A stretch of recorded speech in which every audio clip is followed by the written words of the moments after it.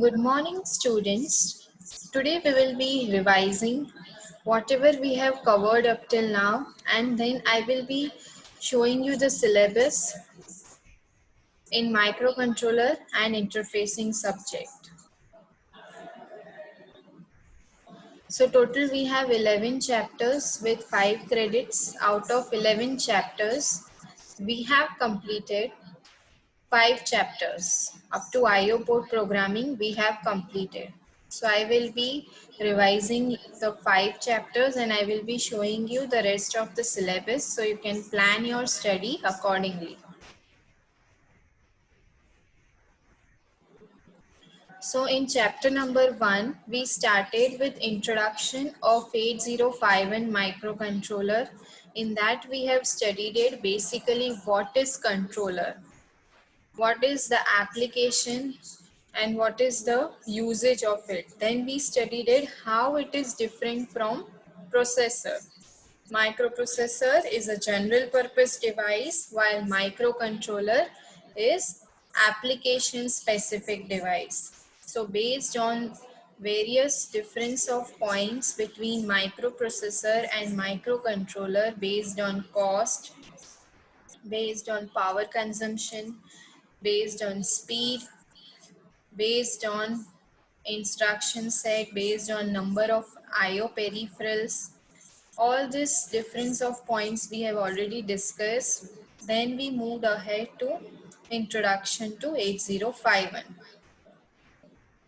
We have studied the block diagram of 8051 microcontroller. In that block diagram, we have seen the microprocessor unit connected with the IO peripheral unit, which comprises of RAM, ROM, serial port, timer counter circuit, then address bus, data bus, memory unit.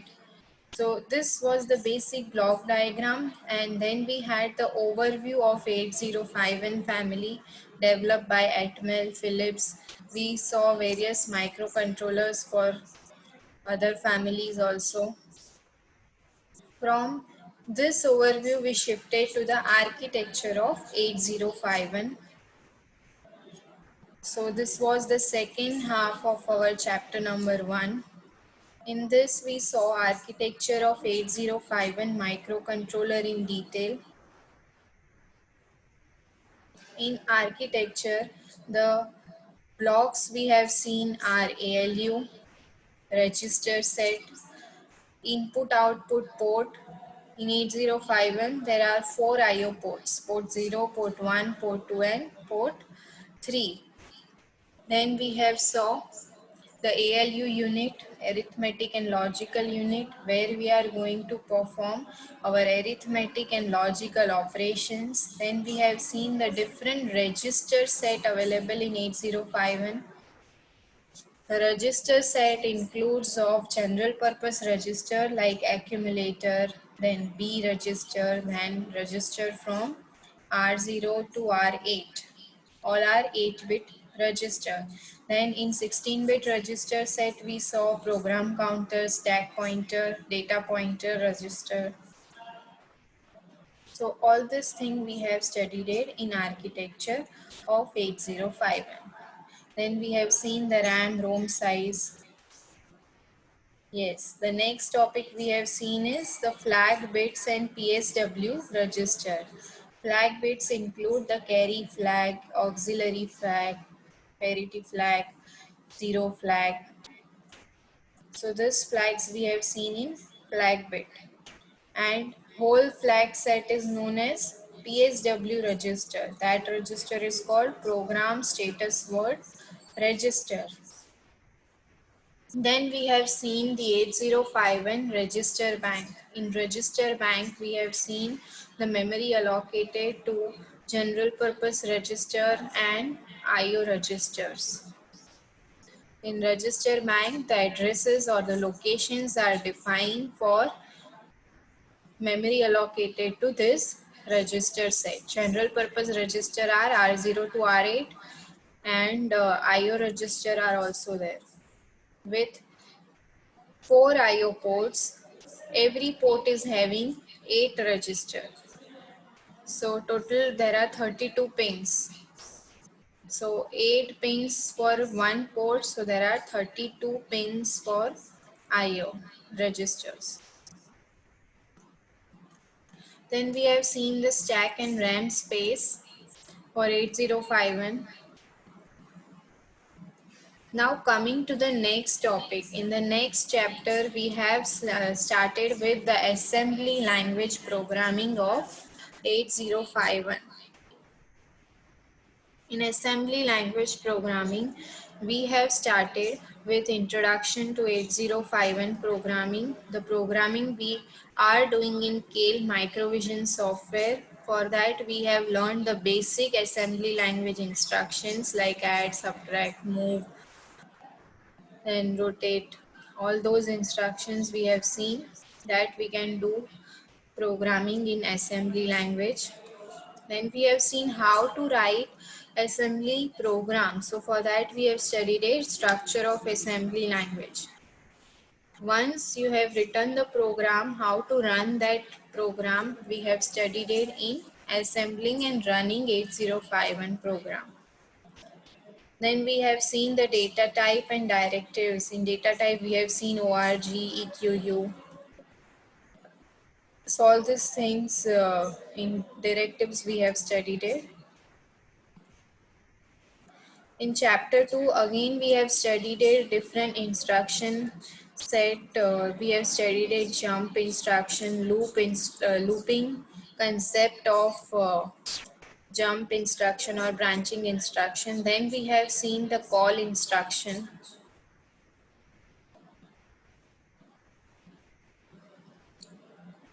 At the end of this chapter, we have calculated the timing delay for execution of instruction. If any program is given to you, you have to calculate the timing delay from that machine cycle taken by instruction, multiply by the time duration to execute that instruction. So these things we have done in chapter number 2. And timing delay is very important topic, plus this looping, jump and call instruction. Whole this slide is very important. You need to focus on this. It is very important from objective question point of view as well as theory question point of view. Many questions can be framed from this topic.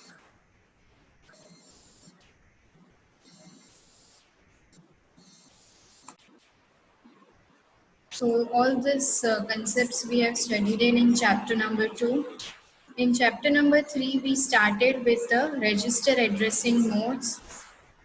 In this addressing mode, we have studied 4 to 5 types of addressing mode. The first one is immediate and register addressing mode. Then we have studied accessing memory using various addressing mode, how to access memory. For that, we have studied a direct addressing mode, indirect register addressing mode.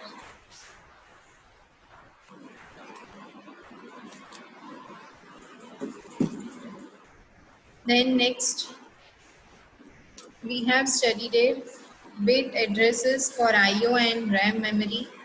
And then we have seen the RAM size, which is extra 128 byte in 8051. So this is what we have studied in chapter number 3. Next, we have seen in chapter number 4 the ALU instructions.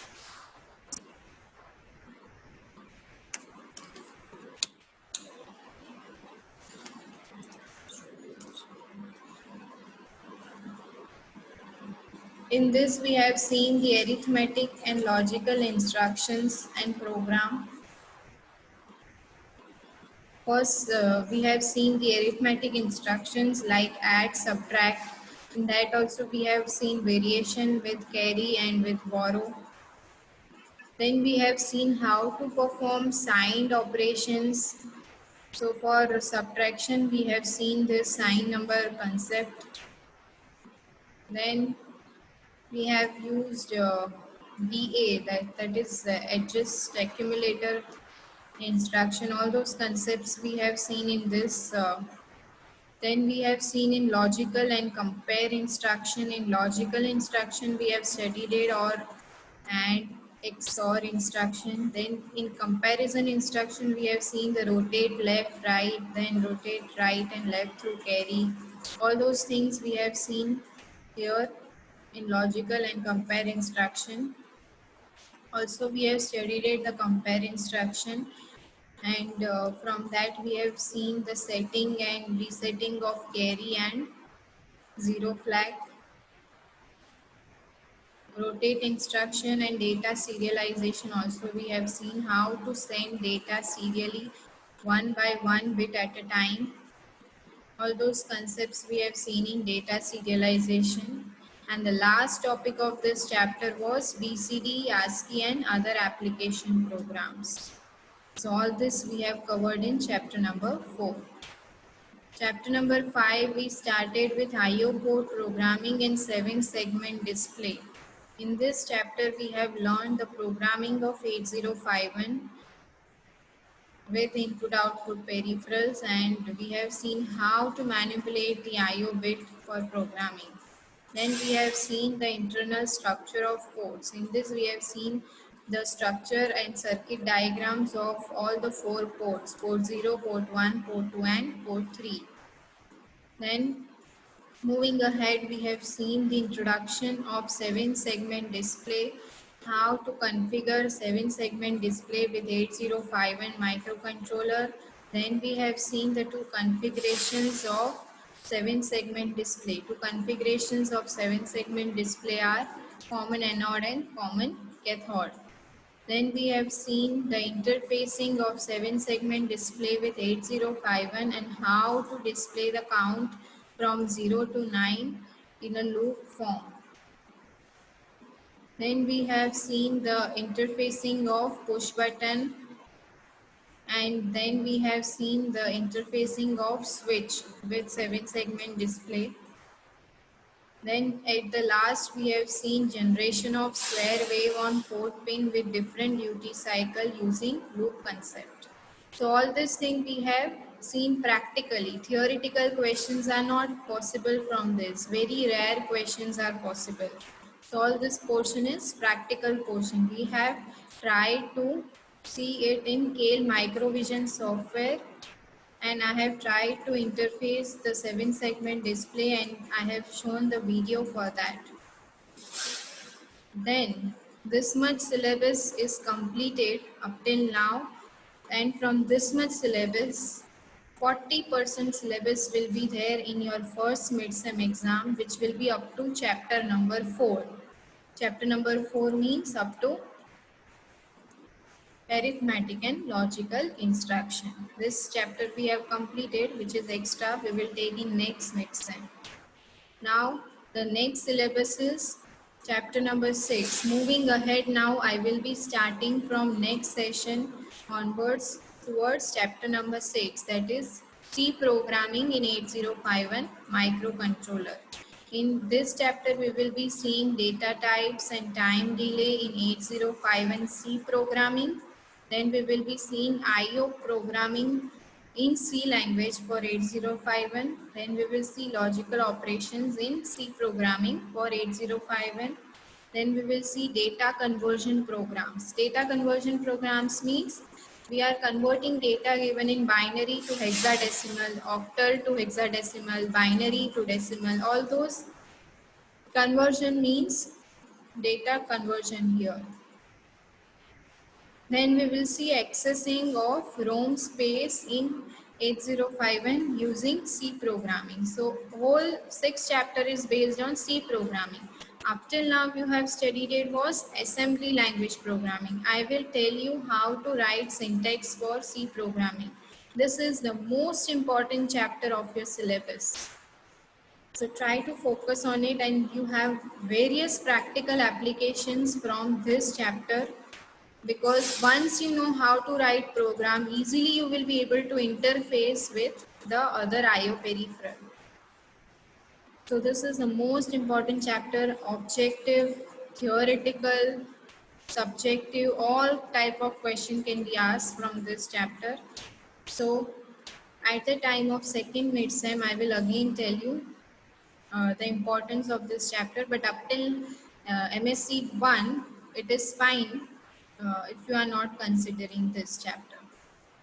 Because in MSc 1, we have only chapter 1 to 4 in our syllabus. But still, I will be starting this chapter from next session. Today I have just kept the introduction session up till now what we have covered and now what we are going to cover, so that you understand the gap between how much syllabus is covered and how much syllabus is left to cover. Then we will see the data serialization using 805 and C programming.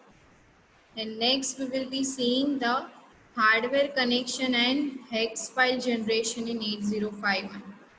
So this chapter is based on the pin diagram study, and you will design and test various modules while connecting it with 8051. This is practical chapter. You need to study the pin diagram. You need to connect the IO peripheral with 8051 and then check the output. Chapter number 8 is timer programming in assembly and C language. We will be doing the timer programming for 8051 in assembly as well as C language. Total 2 timers are there in 8051. Inbuilt 2 timers are there, timer 0 and timer 1. Both are 16-bit timers. And basics of serial communication and connection with RS-232 we will see in this serial port programming. This we will see in both assembly as well as C language. Chapter number 8 is regarding interrupt programming in assembly and C language. So here we will see how to program for interrupts and what are timer interrupts, how to write programs for interrupt in assembly as well as C programming. We will see the external hardware interrupts and the serial communication interrupts also. Then we will see how to set priority for interrupt, what is interrupt vector table, how the priority is given and how you have to deal with the interrupt when it is arrived while execution of some task. Ninth chapter is based on LCD interfacing and keyboard interfacing.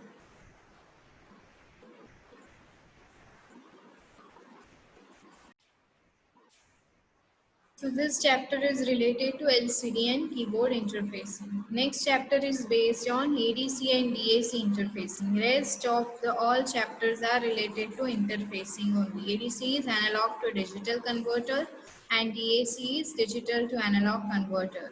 Here we will study the types of ADC and DAC, and then we will know the steps how to interface ADC and DAC with 8051 microcontroller and how the output will be generated. Last, chapter number 10 is also having 8051 interfacing with external memory. Just the same way in your mobile phone you are connecting with extra memory card or extra SD card, same way in 8051 you can connect with external memory to increase your memory size. So same way we will discuss here how to interface extra memory with 8051 microcontroller. Then next is interfacing of 8255 with 8051. This we will see in this portion, how to interface 8255 module with 8051. Then the last chapter is based on motor interfacing. In this we will see the structure of PWM, DC and stepper motors, and then we will see how to interface these motors with 8051 microcontroller. Thank you. So this was the syllabus we have covered up till now and what I am going to cover in next session. Next session I will start with chapter number 6, which is C programming of 8051 microcontroller. If you have any queries, you can ask. Thank you.